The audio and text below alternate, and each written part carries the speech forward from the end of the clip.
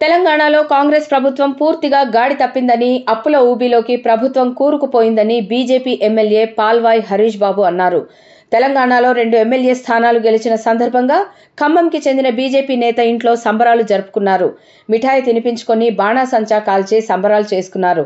రాష్ట్రంలో ప్రత్యామ్నాయ శక్తిగా బీజేపీ ఎదుగుతుందని చెప్పారు. తెలంగాణ రాష్ట్రం ఎదుర్కొంటున్న ప్రతి సమస్యకు పరిష్కారం బీజేపీయేనని వివరించారు.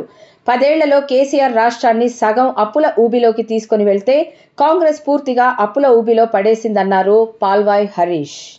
3 లక్షల కోట్ల బడ్జెట్ ప్రవేశపెట్టారు. లాస్ట్ ఇయర్ ఖర్చు అయింది, కేటాయించింది ఇప్పటి వరకు ఇంకా మార్చి 31 మనం కరెక్ట్గా లెక్క తీస్తే 2 లక్షల కోట్ల బడ్జెట్ మాత్రమే ఖర్చు పెట్టగలిగారు. ఆదాయం అంతవరకే ఉంది.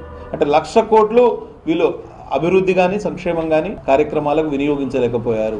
ఎందుకు? రాష్ట్రం పూర్తిగా దివాలా తీసింది. రెవెన్యూ లోటులో రాష్ట్రం ఉంది. 1,00,000 కోట్ల రెవెన్యూ లోటు. ఇవాళ బడ్జెట్ లోటు ఎంత అంటే 1,00,000 కోట్లు.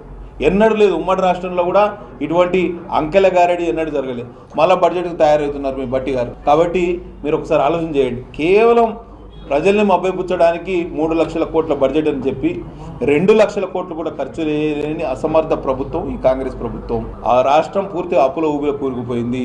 ఒక ఆర్థిక క్రమశిక్షణ లేదు, దీనికి దశ లేదు, దిశ లేదు. మంత్రులు ఎవరి సంపాదన మీద వాళ్ళు దృష్టి పెడుతున్నారు తప్పించి ప్రజలకు ఏదైనా లాభం చేకూరుస్తామనే ఆలోచన ఏమాత్రం కూడా లేదు.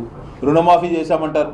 50% మంది రైతులకు ఇంకా రుణమాఫీ కాలేదు. రైతు బంధు ఇంకా 3 ఎకరాల వరకే రైతు బంధు వేశారు. ఒక మధ్యలో ఒక రైతు బంధు ఇన్స్టాల్మెంట్ ఎగ్గొట్టారు.